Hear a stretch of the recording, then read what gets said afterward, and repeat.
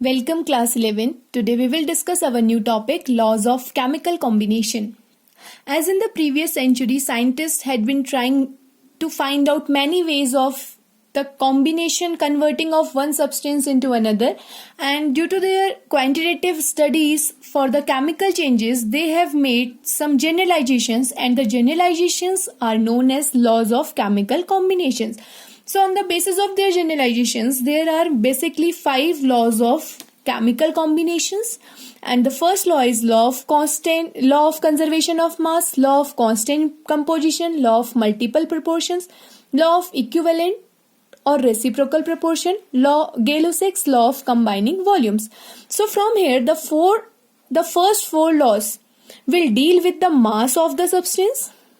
They will deal with mass, and the fifth law, which is Gay-Lussac's law of combining volume, will deal with the volume of the reacting gases. So let's start with first law of conservation of mass. So according to this law states that during any physical or chemical change, the total mass of the product is equal to the total mass of the reactant. As the law here, it suggests, it states that it is for conservation of mass. It means the total mass of the reactants will be equal to the total mass of the product. Now, from this law, we can conclude that the matter can neither be created nor be destroyed during any physical or chemical change. From this law can further be explained with the help of an example. So let's start with an example. Suppose we have when 4.2 gram of NaSCO3 sodium hydrogen carbonate is added to a solution of acetic acid weighing 10 gram, it is observed that 2.2 gram of CO2 is released, and to the atmosphere the residue left is found with weigh 12 gram. Now we have to show here that these observations in agreement with the law of conservation of mass. Now let's see the solution of this question. Since in the question given is this NaHCO3 combines with acetic acid, and it is given that mass of NaSCO3 is 4.2 gram and mass of acetic acid is 10 gram. This is given, and when they are combining, they are forming a product, and the products are this will be the products, and the products are forming like this, and the mass of the product is given, that is 2.2 gram and 12 gram. That is given in the question. So as we add the mass of the reactant and the mass of the product, then what will we get? We will get, since we know that according to the law of conservation of mass of the reactants equals the mass of the product.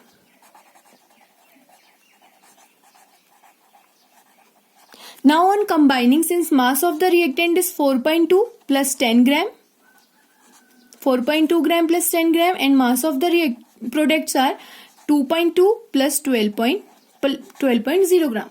So on combining this, we will get 10 plus 4.2 is 14.2 gram, and 12 plus 2.2 is also 14.2 gram. So on combining or solving this equation, we will get that the mass of the product, the mass of the reactant, which is 14.2 will comes equal to the mass of the, that is equal to the mass of the reactant. So this question or this data verifies the mass law of conservation of mass. Now come to the second law of constant composition or definite proportion. Now what does this law states? Now let's see. It states that pure chemical compound always contains same elements combined together in a same definite proportion by their weight.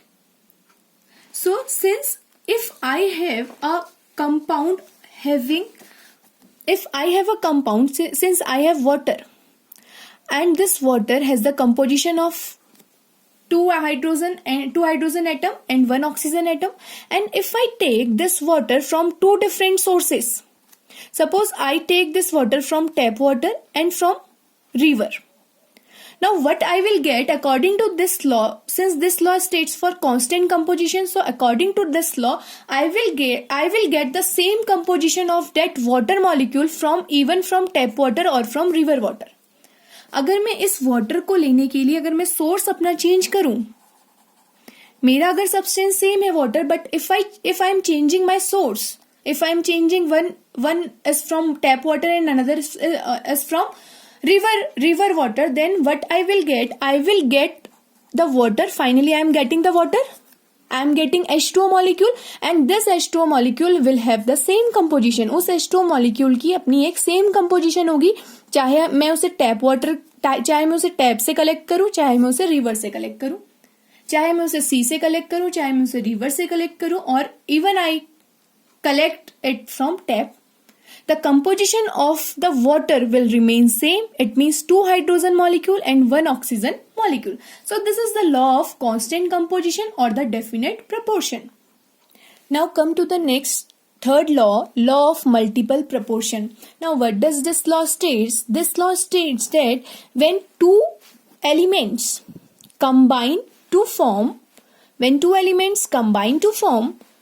more than one compound, then the masses of the one of the element which combine with a fixed mass of the other element are in a simple whole number ratio. It means if I am talking about the law of multiple proportion, that in this when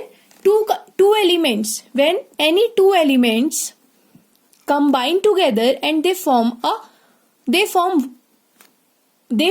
one compound, or they can form more than one compound, they can form this also.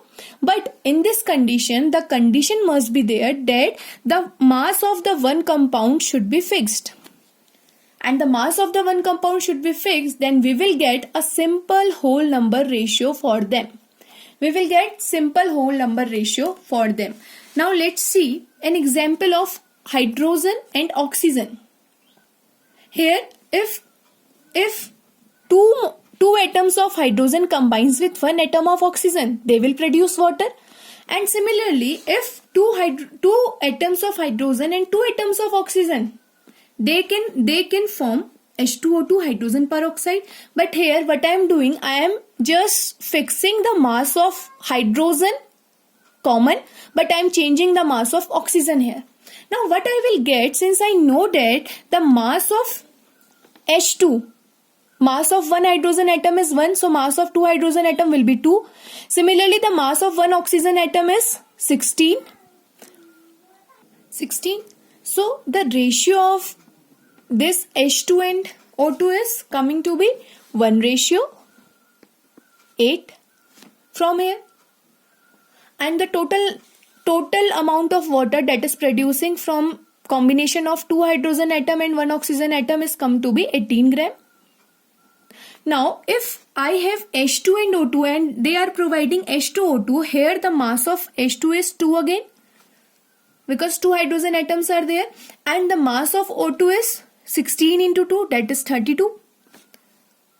And for this the ratio comes to be 1:16. And the total amount of H2O2 which is producing, that is 34 gram. Now from here the mass of the compound which I am changing, that compound will come in a simple whole ratio. So here in this example, mass of oxygen is getting changed. Here here we are talking about only one atom of oxygen, and here we are talking about two atom of oxygen. So here the mass of the oxygen is getting changed. So the simple whole ratio for the oxygen which is combining with same amount of hydrogen, that will be in a simple whole ratio form. So from above amount of oxygen is 8, which is in ratio with 16. So I am getting from here it is 1:2, which is a simple whole number ratio.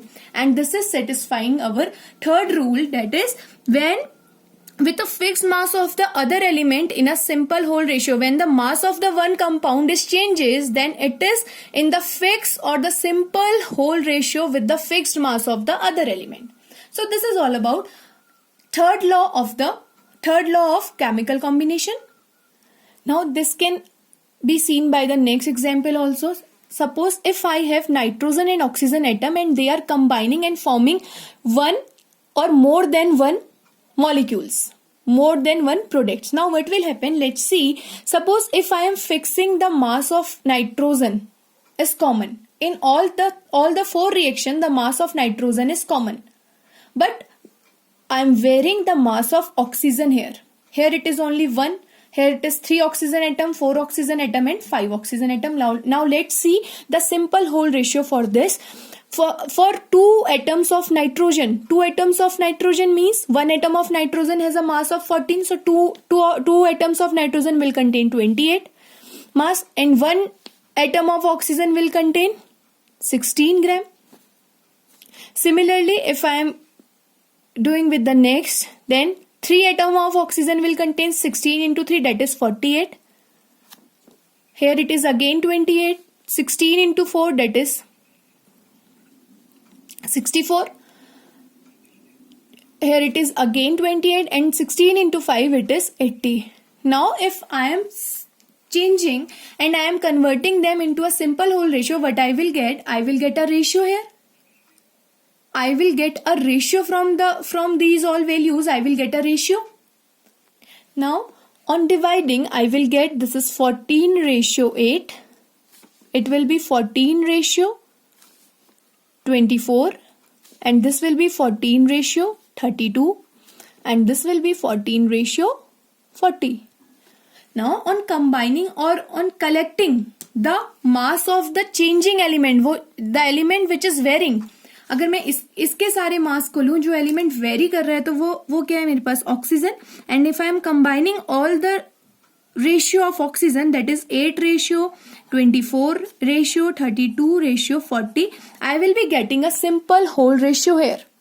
And the value of simple whole ratio, these all are the multiples of 8, and the value of the simple whole ratio will be 8:3:4:5.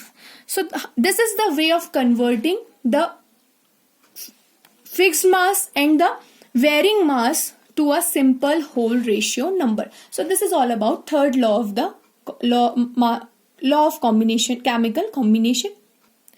Now come to the fourth law, that is law of equivalent proportion or reciprocal proportion. So this law states when two different elements combine separately with a fixed mass of a third element, then the ratio in which they do so will be the same or some simple multiple of the ratio in which they combine with each other. So this is the fourth law of equivalent proportion. We have to know the one thing, that for the law of multiple proportion we are using only 2 elements. For law of multiple proportion we are using only 2 elements, and we are talking about only 2 elements. But for the law of equivalent proportion we have to talk about 3 elements.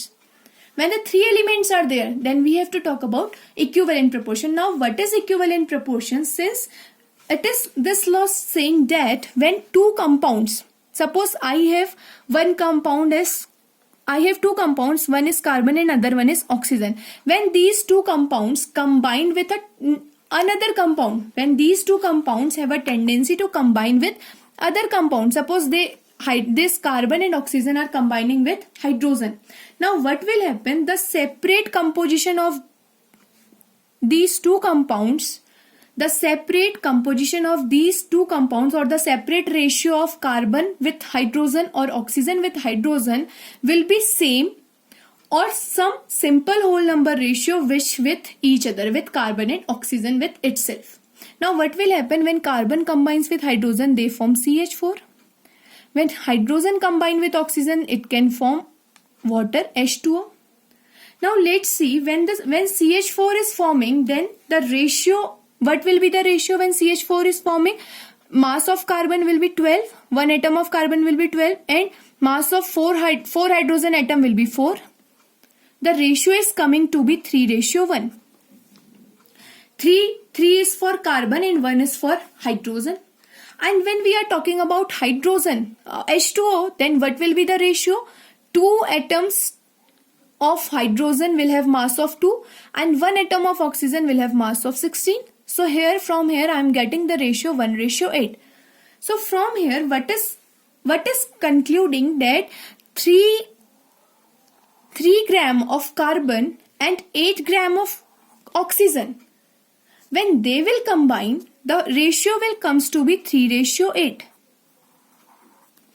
3 gram of carbon can combine to form hydrogen and 8 gram of carbon can combine with hydrogen to form H2O. Now if the main thing in this rule is, if the carbon and oxygen combines itself, when they combine itself, they can form CO2. Now the ratio of this combination of the similar molecule, the combination by their own, by carbon and oxygen, the ratio of this type of the compound will be similar with this 3.8, 3:8, or it will be in a simple whole ratio form.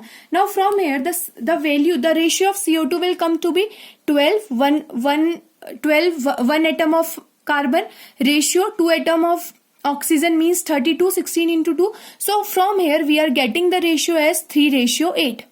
So the ratio by the combination of oxygen and carbon, which is forming CO2, is come to be 3:8, and this is same as the ratio of the combination of these two atoms with a different third atom, hydrogen.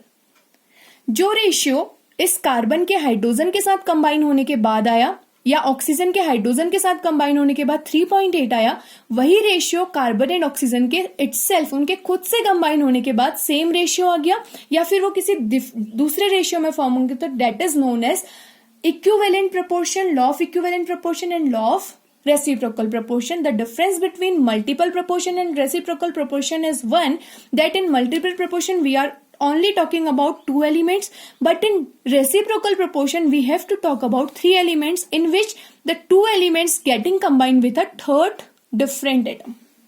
So this is all about equivalent proportion or a reciprocal proportion. Now come to the fifth law, that is Gay-Lussac's law of combining volumes.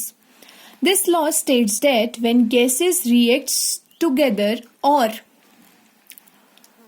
produced in a chemical reaction, they do so in a simple ratio by volume to one another, and do the volumes of the products and with the volumes of the products, if these products are also as a gases, provided all gases are at the same temperature and the pressure. So as we have already discussed earlier, that Gay-Lussac law is for the volume of the gases which are combining to form the product or which are reacting. So here as we let's see with an example. Suppose I have H2 molecule, H2 gas which combines with Cl2 gas, they will produce twice of HCl gas. Now what happens here, from here we can say that one volume of hydrogen gas, one volume of chlorine gas, when they both are combining, they are producing 2 volume of hydrochloric acid gas. Now what will happen if in place of volume, if I am taking 100 ml of hydrogen gas, since one volume of hydrogen contains 100 ml of hydrogen, similarly one volume of chlorine will contain 100 ml of chlorine. Now I will get the addition of these two, I will get 200 volume of HCl. Now this can further be seen by an example. If we have 100 ml of methane, and it is combining, and this methane is combining with oxygen and producing CO2 gas. Now we have to find out the amount of oxygen. How much amount of oxygen is required to form this CO2 gas with the help of methane? And since we know that as the reaction takes place, as the reaction of this methane with oxygen takes place, it will produce CO2 plus water. On balancing this equation, I will get this. Since methane is a gaseous form, oxygen is in gaseous form, CO2 is also in gaseous form, but water is a liquid form. So according to Gay-Lussac's law, the law is only applicable for the gaseous reactants. It will not be applicable for the liquid reactants. So for the Gay-Lussac law, we will not consider the volume of liquid. We will only consider the volume of these three gases, 2 from the reactant and one from the product. Now what will happen? What is given? Given is 100 ml of methane is reacting. It means 1 volume of methane is there and 2 volume of oxygen is there. It is providing 1 volume of CO2 gas. Now what will happen? Since given is 100 ml of methane is given, so 100 ml contains 1 volume. So 2 volume will contain 200 ml. When they will combine, they are producing 1 volume. It means 100 ml of CO2 will be forming. So from here, we have to, as in the question, we have to calculate the amount of oxygen, how much amount of oxygen is required to produce CO2. So the amount of oxygen required to produce CO2, that is 200 ml. So this is all about Gay-Lussac law and the law of chemical combination. Thank you. That's all for today. We will meet with our new topics in our new videos. Thank you.